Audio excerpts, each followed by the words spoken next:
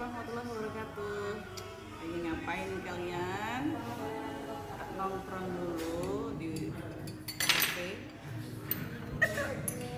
Ya, tunggu saya di Kata dan Kopi.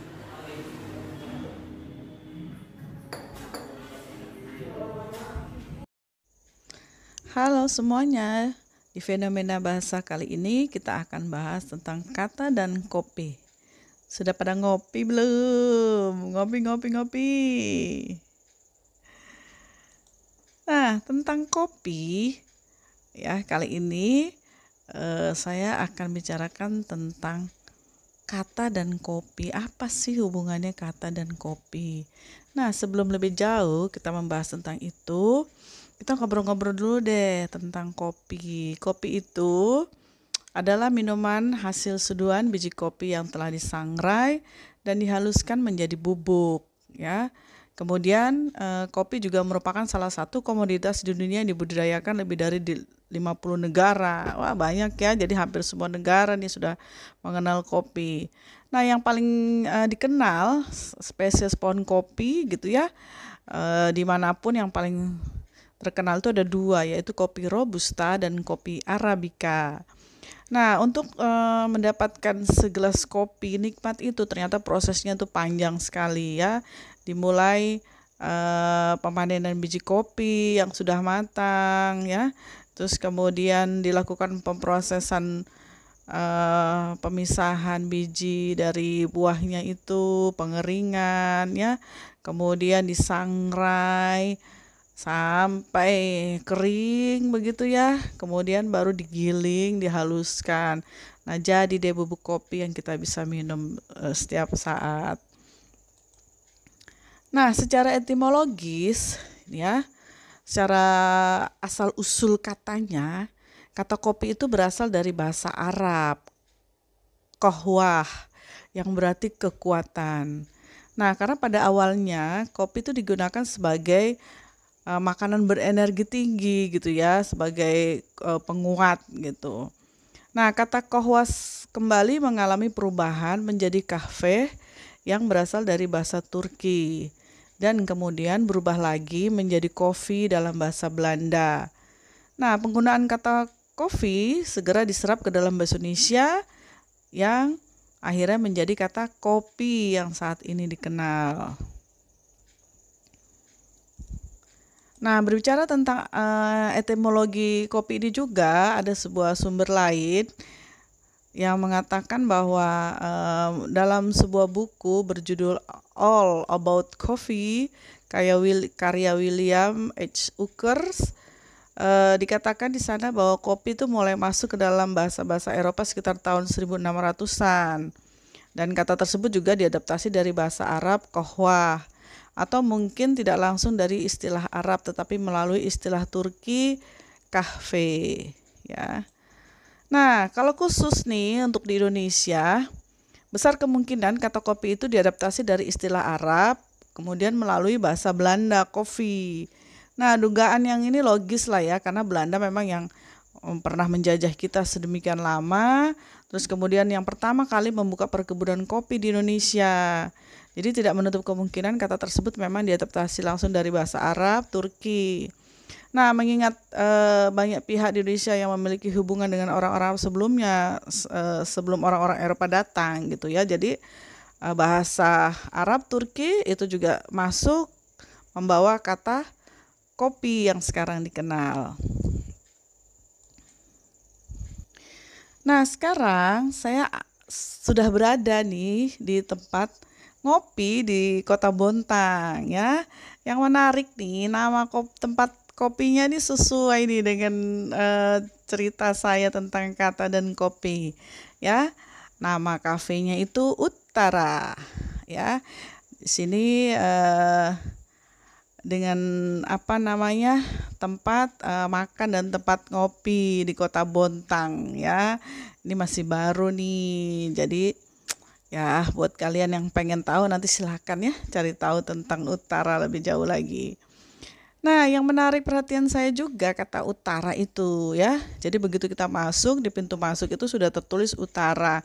dalam bayangan saya utara itu arah mata angin begitu ya. Tapi kok T-nya ada dua gitu. T-nya ada dua sehingga eh, membuat saya bertanya-tanya apa ya makna utara begitu ya. Sekarang kita lihat deh kalau di kamus. Nah, ini saya bukakan kamus. Utara itu ya salah satu arah mata angin yang arahnya berlawanan dengan selatan begitu ya. Jadi sementara utara yang lain, nah ini yang menarik. Dalam bahasa Indonesia ada kata utara. Ketika dia bertemu dengan imbuhan menjadi mengutarakan, yaitu melahirkan pendapat, pikiran dan sebagainya, atau mengemukakan, menyatakan, mengatakan, menceritakan. Ya, jadi itu makna kata utara. Sedangkan kata pengutaraan adalah sebuah proses atau cara perbuatan mengutarakan, penguraian, penyampaian dan seterusnya. Ya, jadi kata utara ini bisa kita artikan bahwa dia bisa merujuk pada nama arah mata angin ya, yang arahnya berlawanan dengan selatan, dan di sini bisa juga utara yang artinya mengemukakan atau menyatakan sebuah pikiran, pendapat atau ide-ide kita ya. Dan ternyata setelah kita masuk ke dalam, benar. Nah, di dinding yang paling belakang gitu ya. Jadi begitu kita masuk ada sebuah tulisan yang menjadi slogan di kafe ini, mending utarakan, jangan diam. Wah, saya suka deh kalau kemana-mana itu ada kata-kata yang menarik perhatian begitu ya. Nah, sekarang kita lihat dong, berarti utara itu ternyata yang dimaksud tadi sama ya. Utara, hanya saja untuk mendapatkan efek yang beda, T-nya itu dibuat menjadi dua begitu ya. Nah, di sini ada kata mending utarakan, jangan diam. Mending itu sebuah bahasa percakapan, dia tidak baku, yang artinya tuh lebih baik ya. Jadi bisa kita artikan lebih baik diutarakan, jangan diam. Wah, senang saya. Nah, bicara tentang diutarakan, memang kafe itu adalah salah satu tempat untuk ngobrol, untuk mengutarakan ya apapun. Ya, kita bisa datang ke kafe dengan teman, dengan keluarga, siapa untuk ngobrol, untuk mengutarakan apa yang ada di dalam hati atau pikiran kita, ya. Nah, ini kondisi di dalamnya ya, saya berfoto di depan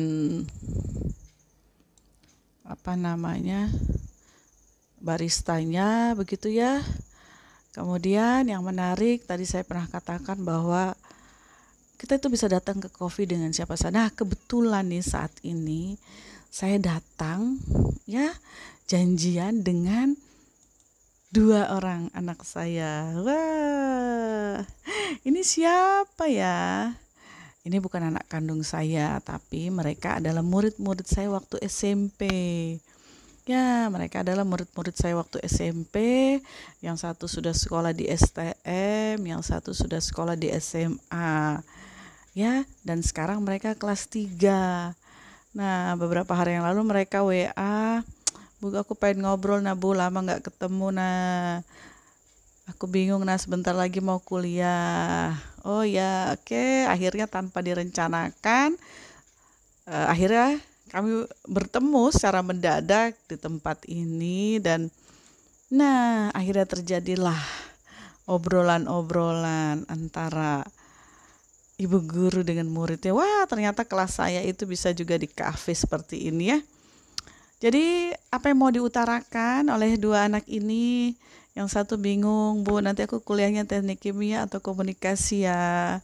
Yang satu lagi, Bu, aku mau masuk Akpol, gimana ya Bu cara-caranya, apa yang harus dilakukan? Walah, kita ngobrol panjang dan seterusnya ya. Dan saya sebagai gurunya sangat senang sekali ketika mereka masih menganggap saya orang yang tepat untuk diajak mengutarakan apa yang ada dalam hati mereka. Ya, setelah obrolan panjang akhirnya saya mengatakan apapun pilihan kalian itu ya sesuai dengan hati dan kemampuan kalian ya. Dan jangan lupa minta bimbingan Allah agar dimudahkan memilih yang tepat untuk jalan kalian gitu ya. Ya, kita ngobrol-ngobrol sambil diselingi dengan makan, dengan ngopi pastinya ya. Dan ya ini seperti temu kangen begitu ya dengan mereka. Sebenarnya anggota mereka tuh masih ada lagi, cuman kali ini baru berdua ya. Jadi ya begitulah kehidupan seorang guru, dimana ketika dia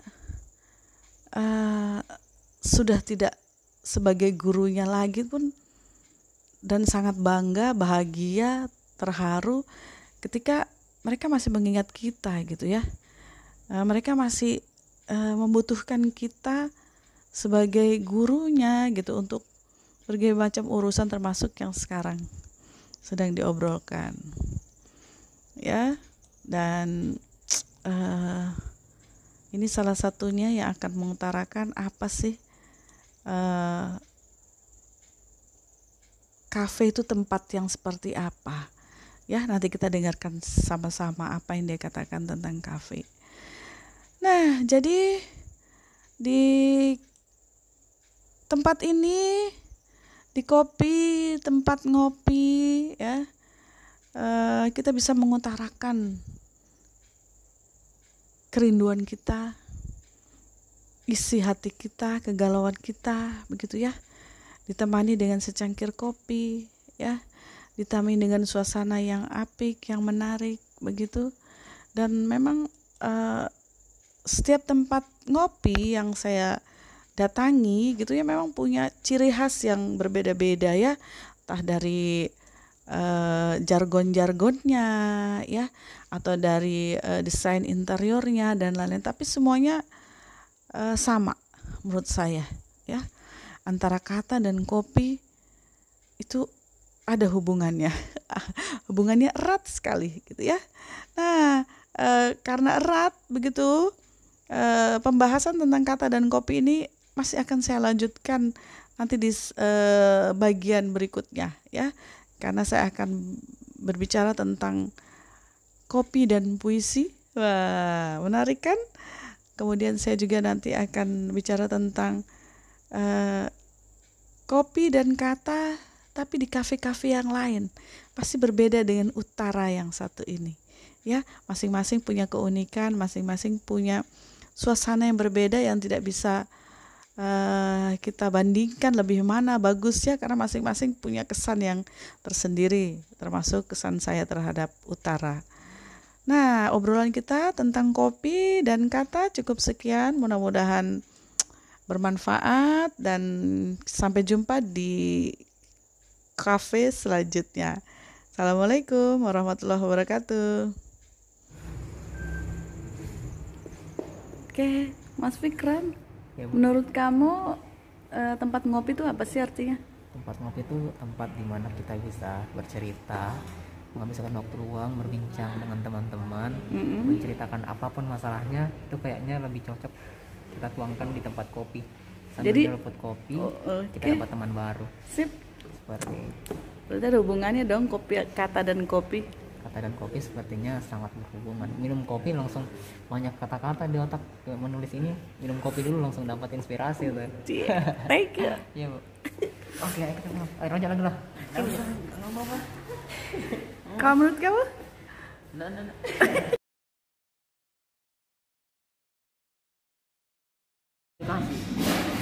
Nah, itu bagus. Saya malas